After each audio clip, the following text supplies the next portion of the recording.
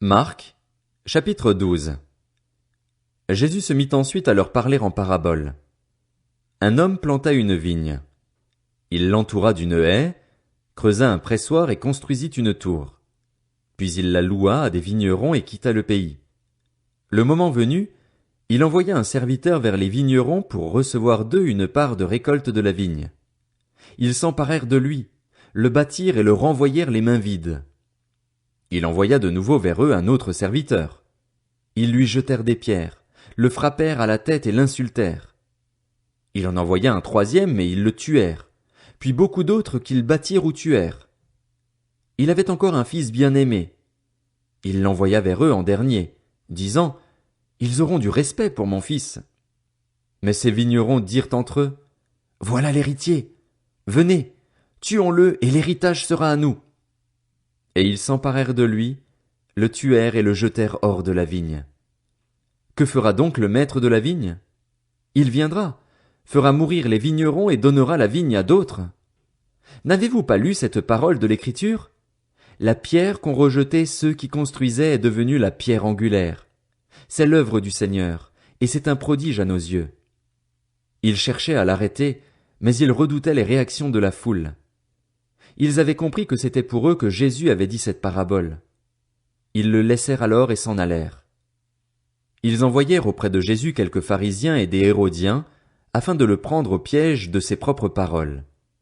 Ils vinrent lui dire, « Maître, nous savons que tes paroles sont vraies et que tu ne te laisses influencer par personne, car tu ne regardes pas à l'apparence des gens et tu enseignes le chemin de Dieu en toute vérité.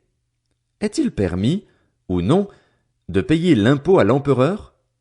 Devons-nous payer ou ne pas payer? » Mais Jésus, connaissant leur hypocrisie, leur répondit, « Pourquoi me tendez-vous un piège? Apportez-moi une pièce de monnaie afin que je la voie. » Ils en apportèrent une. Jésus leur demanda, « De qui porte-t-elle l'effigie et l'inscription? » « De l'empereur, lui répondirent-ils. Alors il leur dit, « Rendez à l'empereur ce qui est à l'empereur et à Dieu ce qui est à Dieu. » Et ils furent dans l'étonnement à son sujet. Les Sadducéens, qui disent qu'il n'y a pas de résurrection, vinrent auprès de Jésus et lui posèrent cette question.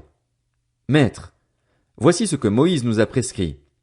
Si un homme meurt et laisse une femme sans avoir d'enfant, son frère épousera la veuve et donnera une descendance à son frère. Or, il y avait 7 frères. Le premier s'est marié et est mort sans laisser de descendance. Le deuxième a pris la veuve pour femme et est mort sans laisser de descendance.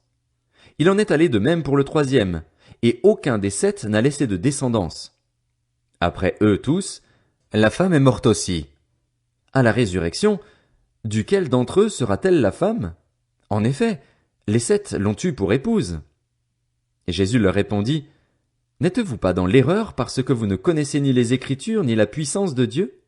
En effet, à la résurrection, les hommes et les femmes ne se marieront pas, mais ils seront comme les anges dans le ciel.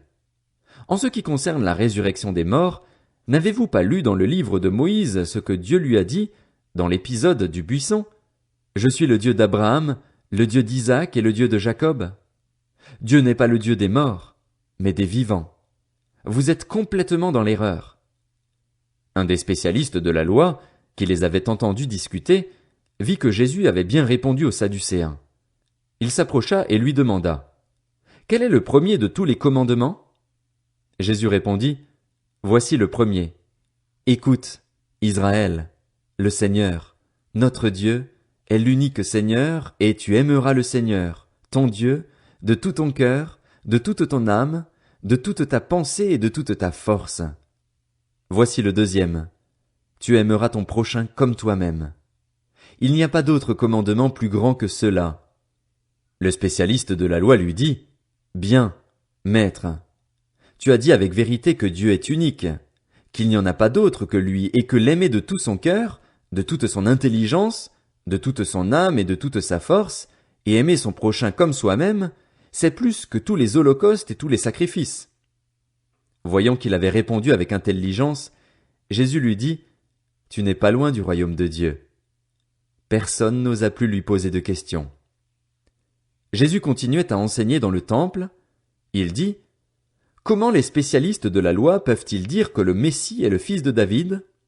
En effet, David lui-même, animé par l'Esprit Saint, a dit: Le Seigneur a dit à mon Seigneur, Assieds-toi à ma droite jusqu'à ce que j'aie fait de tes ennemis ton marchepied.